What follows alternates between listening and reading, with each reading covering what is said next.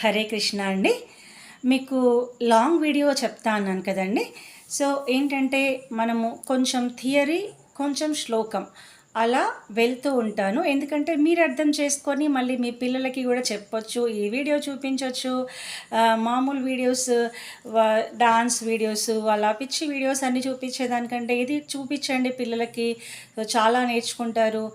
Okay అండి. So మనం భగవద్గీత అంటే ఏంటి, భగవద్గీత అనే పేరు ఎలా వచ్చింది అనేది తెలుసుకున్నాం కదా.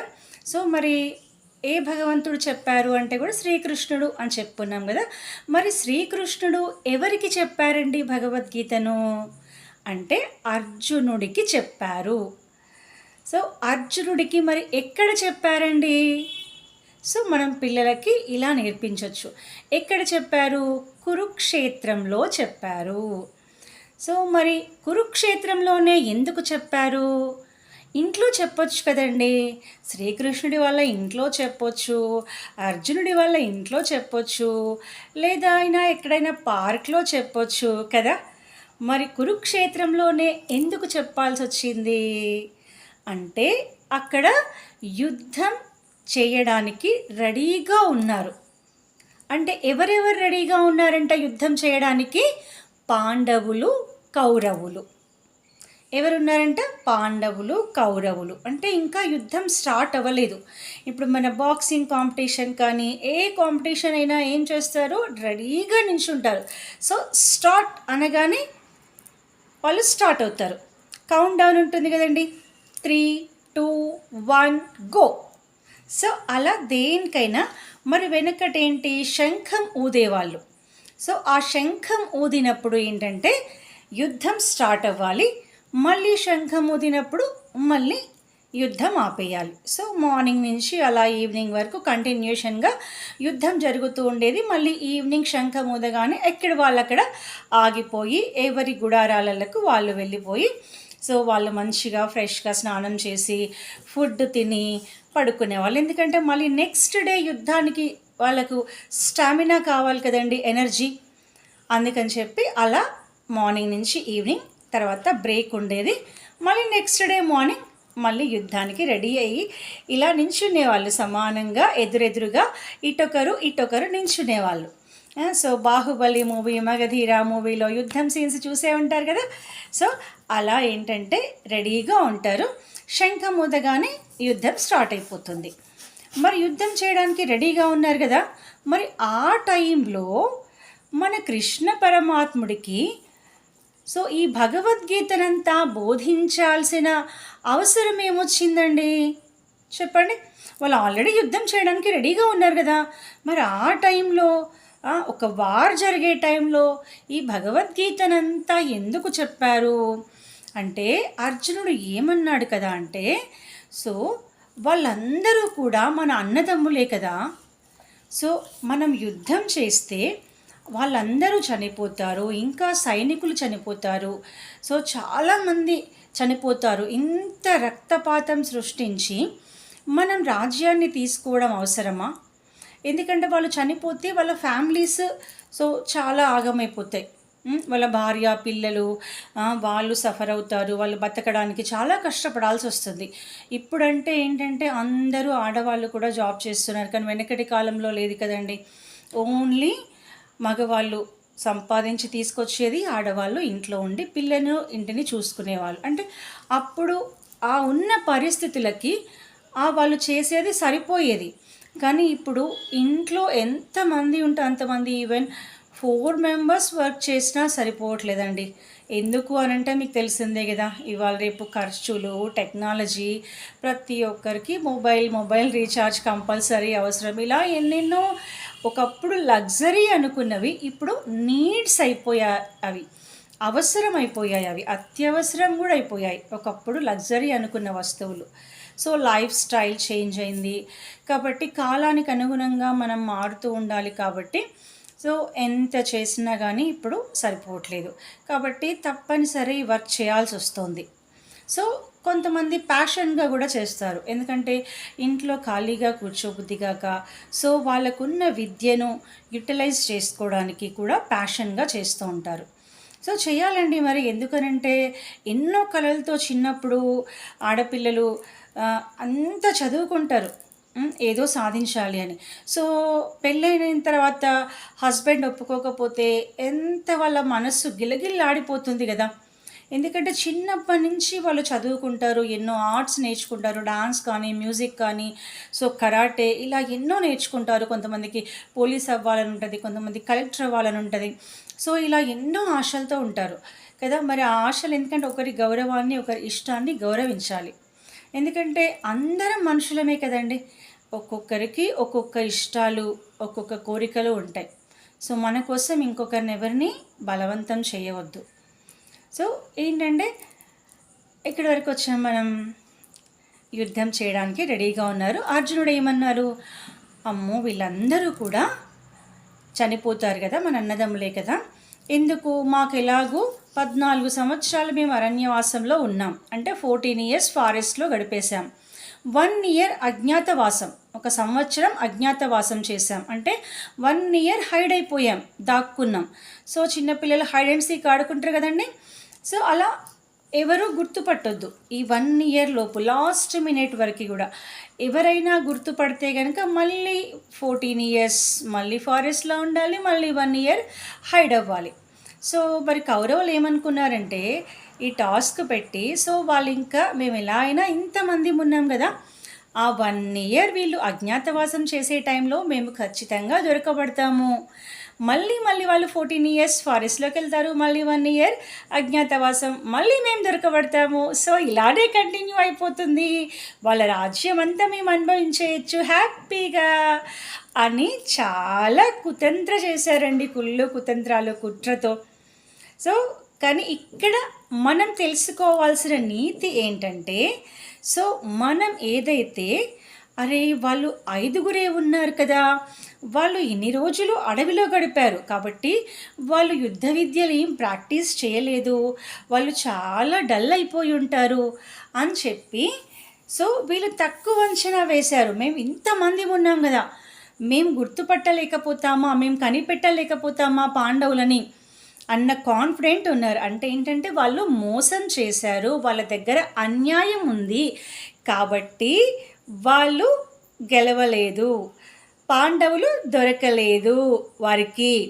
అంటే ఇక్కడ మనం ఏం అర్థం చేసుకోవాలండి, ఎన్ని తప్పులు చేసినా మేము దొరకము చట్టానికి అని అనుకుంటారు చాలామంది, కానీ అది చాలా పెద్ద పొరపాటండి, బిగ్ మిస్టేక్. ఖచ్చితంగా దొరుకుతారు. సో ఇది కలికాలం, మళ్ళీ మనం మర్చిపోయినా కానీ ఆ కాలం అనేది గుర్తుంచుకొని వడ్డీతో సహా మీకు ఇస్తుందండి. సో ఎవరైతే అన్యాయం చేస్తారో వాళ్ళకి వడ్డీతో సహా తిరిగి మళ్ళీ వాళ్ళకే వస్తుంది. సో మనం ఎలా ఉంటే అలా చూపిస్తుంది అద్దం కదండి. ఇప్పుడు నేను ఇలా ఉండి, సో నా అద్దాన్ని అడిగాను అనుకోండి, లేదంటే నా ఫోన్ అడిగాను, నన్ను ఒక ఐశ్వర్య రాయ్ లాగా చూపించు అని, చూపిస్తుందా? మనం ఎలా ఉంటే అలానే ప్రజెంట్ చేస్తుంది అది.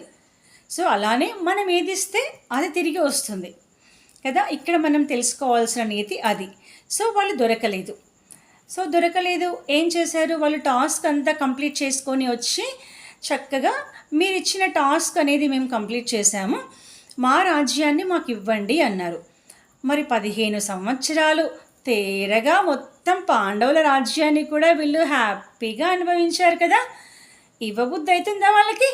ఆహా, అమ్మో మళ్ళీ మాకు కొంచెమే రాజ్యం వస్తుంది, పంచుకుంటే 100 మంది పంచుకుంటే ఎంత వస్తుంది మాకు అనుకొని ఏమన్నారంటే మేము ఇవ్వము అన్నారు.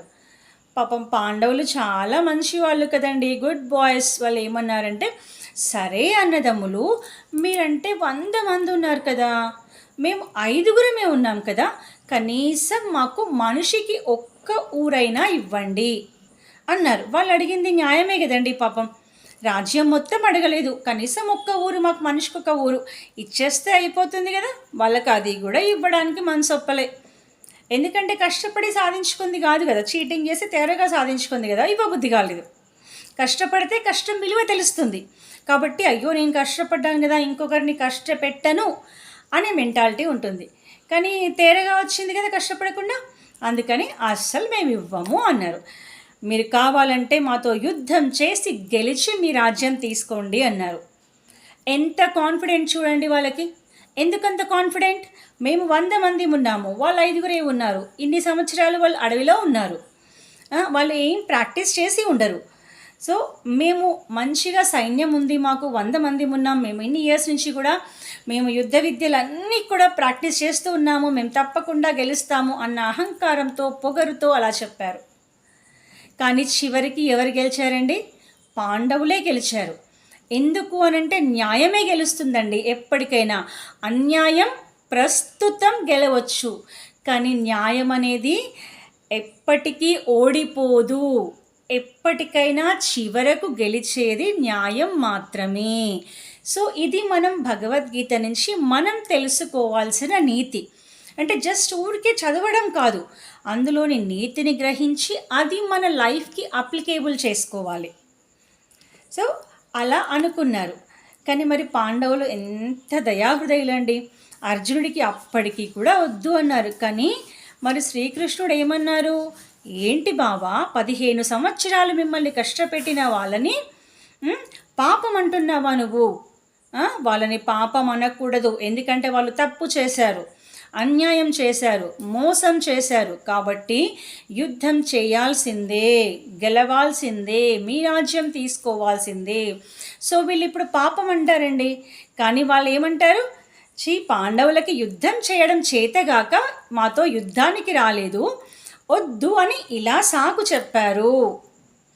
ఏదో మమ్మల్ని మా కోసమని మాకు ఫేవర్ చేస్తున్నట్టుగా చెప్పారు, కానీ అసలు వాళ్ళకి ఏం చేత కాదండి అని చెప్పేవాళ్ళు కౌరవులు కదా. అందుకని చెప్పి లేదు బావగారు, తప్పనిసరిగా యుద్ధం చేయాల్సిందే అని అప్పుడు భగవద్గీతను బోధించారు మన శ్రీకృష్ణ పరమాత్ముడు. సో ఆ భగవద్గీతలో మనకి దొరకందంటూ ఏమీ లేదండి. మన ఎమోషన్స్ని ఎప్పుడు కంట్రోల్ చేసుకోవాలి, ఎప్పుడు బయట పెట్టాలి, ఎవరితో ఎలా బిహేవ్ చేయాలి, ఇలా లైఫ్ స్కిల్స్ అన్నీ కూడా ఉంటాయండి. భగవద్గీతను చదివి అర్థం చేసుకొని దాన్ని మన లైఫ్లోకి అప్లికేబుల్ చేసుకుంటే తప్పకుండా మీ గోల్స్ని సాధించగలుగుతారు. మీ స్ట్రెస్ని కూడా మీరు కంప్లీట్గా అసలు స్ట్రెస్లెస్ లైఫ్ అనేది గడపొచ్చండి. ఎందుకంటే కర్మ సిద్ధాంతం, శ్రీకృష్ణుడు చెప్పిన భగవద్గీత ఇవన్నీ అర్థం చేసుకుంటే మనకి ఏదొచ్చినా, ఎంత కష్టం వచ్చినా, ఎవరేమన్నా కానీ మనకి బాధ అనేది ఉండదు. ఎందుకంటే మనం దాన్ని అర్థం చేసుకొని మన లైఫ్కి అప్లికేబుల్ చేసుకుంటున్నాం కాబట్టి కదండి. జస్ట్ ఇప్పుడు ఓన్లీ మనం డాన్స్ వీడియోస్ స్క్రోల్ చేస్తూ ఉంటాం, ఇలా రీల్స్. ఆ రీల్స్ అన్నీ చూస్తే మనకి డాన్స్ వస్తుందా? మనం చేస్తే వస్తుంది. చేసినప్పుడు కూడా ఫస్ట్ అటెంప్ట్కే వస్తుందా? నో, ప్రాక్టీస్ చేయాలి కదా. Practice makes mans perfect.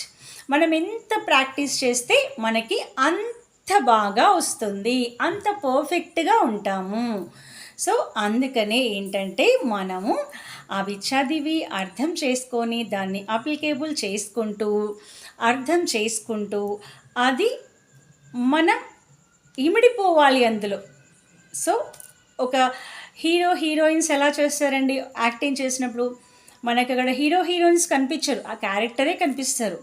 So అలా మనం ఏంటంటే అందులోకి దూరిపోతే మనకప్పుడు ఏ బాధలు ఉండవు, లైఫ్ హ్యాపీగా గడిపేయచ్చు. ఓకేనా అండి? ఇలా మీరు చాలా ఆనందంగా గడపడానికి ఇంకా నేను ఎలా మీరు చేయాలి, అందులోని నీతి ఎలా ఉంటుంది అని అందరికీ అర్థమయ్యేలాగా, ఈవెన్ పిల్లలకి కూడా అర్థమయ్యేలాగా చెప్తానండి. సో కాబట్టి కంపల్సరీ సబ్స్క్రైబ్ చేసుకోండి ప్లీజ్. మీకు ఎలా అనిపించింది? ఇందులో మీకు మెయిన్గా నా మాటలలో మీరు దేనికి కనెక్ట్ అయ్యారు, మీకు ఏ లైన్ అనేది మీరు కనెక్ట్ అయ్యారనేది కామెంట్లో చెప్పండి.